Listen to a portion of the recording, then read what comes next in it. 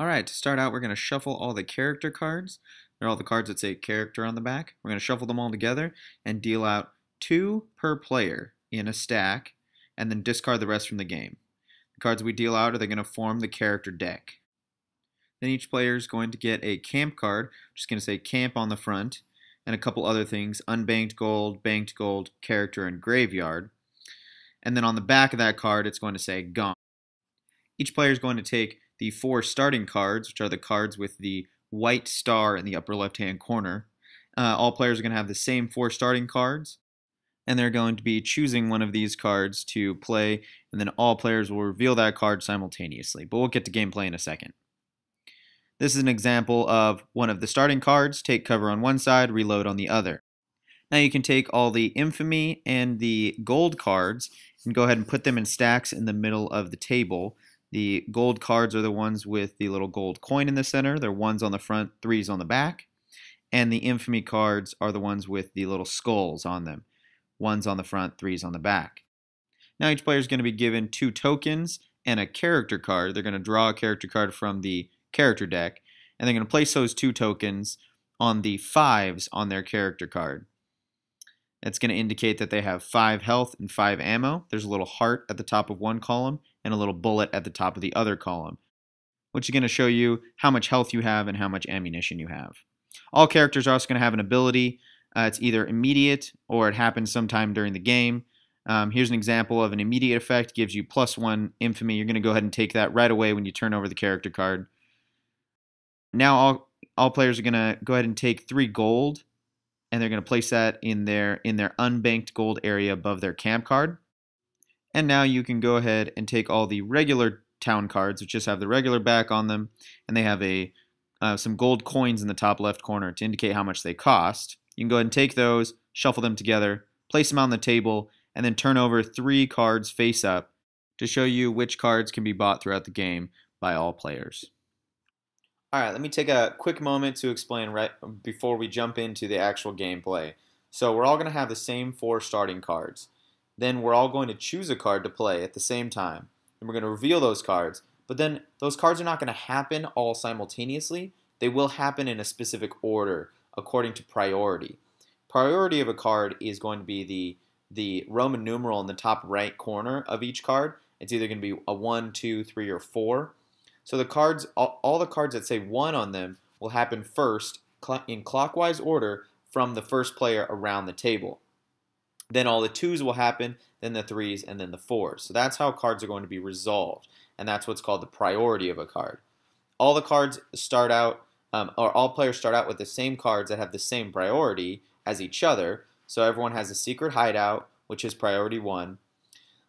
Priority 2 is the reload card and also the take cover card. Priority 3 is all the attack cards, so you start with a pistol.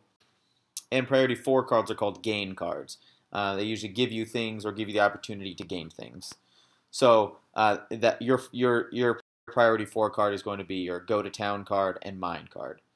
So how the cards work is whichever text is facing you is going to be the text that occurs during your turn or during that round. So if you're going to play out the go to town card, you have to make sure that you face the go to town text towards you. If you want to mine, then you want to face the mining text towards you so that you can read it. Whichever text you can read is the one that you're going to do. So all players, like I said, are going to be choosing a card and playing at the same time. Then everyone is going to resolve the cards around the table, and then we're going to pick up all those cards back into your hand, and then you're going to do another round. So after the first player marker is passed to the left. Alright, so this is turn number 1. We're all going to reveal our cards at the same time. Players here have used the pistols, shot the characters on their left or their right. They've also used their mining cards, which allows them to take gold from the center of the table. If you get attacked while you're mining, though, you don't take quite as much. You only take 1 instead of 2. And so it's advantageous to not be shot or not be attacked while you're trying to mine. You can see that there. And so those are the only 2 cards that we're using this first round. We use our ammunition to shoot. We gain infamy for attacking. And then the people who mine gain gold for doing so. First player marker is passed to the left, and we can start another turn. So everyone resolves their cards again. Most players have mined again, but one player did, the one in the upper left-hand corner, did go to town. So it means he gets to take all of his gold from the top and he gets to bank it all. So move it from the top of your camp card to the bottom. It's now safe, can't be stolen. The Go to Town card also has a few other things written on it. It has the word Gone written on it, which means you're going to be turning your camp card over to Gone, which means you're going to then be out of that turn, and then you're going to be skipping another turn as well. The idea is you've now gone to town, you're no longer in the camp with everyone else, so you can't be interacted with at all. It also says buy, and then has a little image of a card. So you have this opportunity to buy one of the cards that are set face up in the center, these town cards here. You can buy one of the three. If you do so, then you have to fill it in with another town card. But now you're not interactable at all in this round.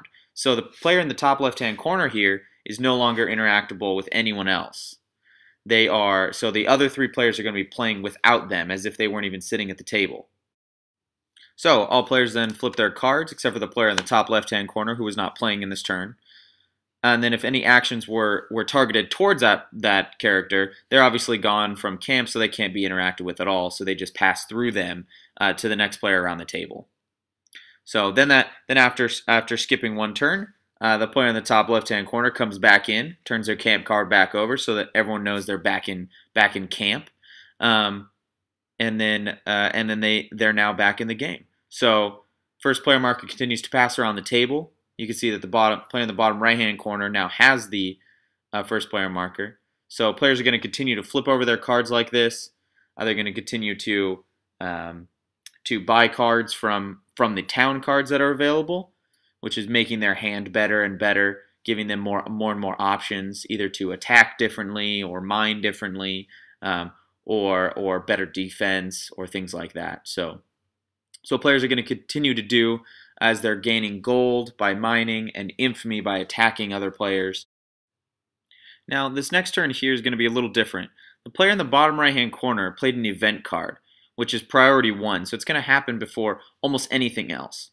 So what this card does is it's going to cause all players to pass the card they just flipped over to the direction that the arrow is pointing. So you can either have all players pass it left or pass it right. The event card itself isn't really passed, it's just discarded underneath all the other town cards. So the player in the bottom left-hand corner actually has no action that they're taking, but they are in the game. They're in this turn because their camp card is not flipped over to Gone. So then wherever you pass those cards, the players then take those actions that are in front of them, then you pass back all cards that were used to the original players. This is also a really interesting turn because this is the first time that we're going to see a character die. So the player in the top left-hand corner played a cannon, which is going to take 3 health, use 3 ammunition, but take 3 health from a player that they pointed at. But it is a use once card, so you have to discard it after you use it. But the player in the top right-hand corner only had 3 health left. So his character is going to die. He's going to place him face down actually into his graveyard, which is on the right side of his camp card. Then he's going to draw a new character, place his tokens back on the fives of the health and ammunition, and turn his camp card over to Gone. He'll be gone for 1 turn. When you kill a character, you gain 1 infamy typically for using the card itself, then you gain an additional infamy for the kill. You might also gain an additional infamy if your character is bad and their character is good, or vice versa. Each character says either bad or good on it, and that's their affiliation. You could gain an extra infamy for that.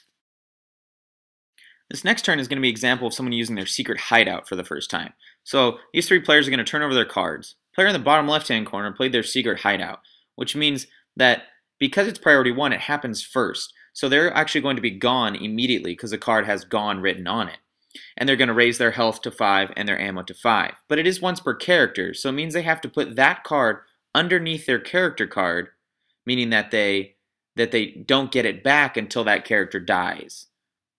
So the attacks that were supposed to kill that character just passed right through them to the other characters around the table. So even though the character in the bottom right-hand corner tried to attack that character, it doesn't matter. It passed right through them because they were immediately gone. So that's the only way you can gain back health for your character. Once you use that card, there's no other way to gain back health, and that character will eventually die, most likely. There's one last starting card we haven't really talked about, and it's the Take Cover card. So how defense cards work is that if a player plays a card where they're targeting you for an attack and you've played a defense card, they actually have to discard infamy. So it's the only way to make players lose infamy during the game. So in this case, the player in the top right-hand corner played a pistol, which shoots through the player on the top left and targets the player in the bottom left. But he played take cover. So he protects himself from 1 damage, which the pistol does 1 damage. So he protects himself from that, and he causes the player in the top right to discard 2 infamy. So the player in the top right gains 1 for shooting, but then has to discard 2 because he's the attacker there. So I'm going to talk real quick about final scoring and how the game ends. So the game will end when 1 player gains 10 infamy. Once that happens, the turn finishes, so everyone takes their actions, but the game is then over. So players then look at their infamy and their gold, their banked gold specifically. So whichever you have less of, infamy or banked gold, is going to be your initial score. Then you're going to subtract however many character cards are in your graveyard. Those are all minus 1 point for you. So you're going to subtract those, and then whatever that is, that's your final score. So let's say, just for example, you have 10 infamy because you're the person who ended the game. 10 infamy, but you only have 5 gold. So your initial score is going to be 5, not 10. So it's the lower of those two. So 5 is your initial score. Then let's say you have 1 character in your graveyard that's been killed. One of your characters has been killed throughout the game. You subtract that from 5, and then your final score is 4. So unbanked gold doesn't count for anything. So you just discard it. Doesn't matter at all. And then if there's a tie, the tiebreaker is the health of your characters. So if we both have a 9 as our final score, if my character has 5 health and yours has 4 health, then I would win. So now we're looking at the last turn of the game. So the 3 players here are going to flip over their card. Player in the top left-hand corner was able to attack someone and gain the 10th infamy that they needed to end the game. They have more than 10 gold and no dead characters in their graveyard, so they would have a score of 10, giving them the victory in this game.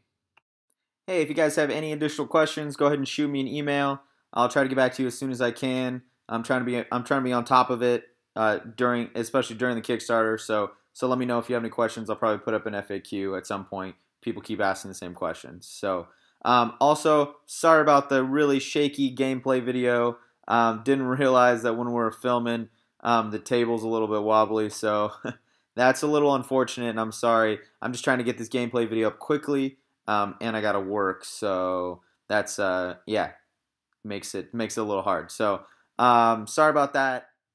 And I want to give a quick shout out to all my crazy friends. Thanks for helping me playtest. Thanks for helping me make these videos. You guys are the best.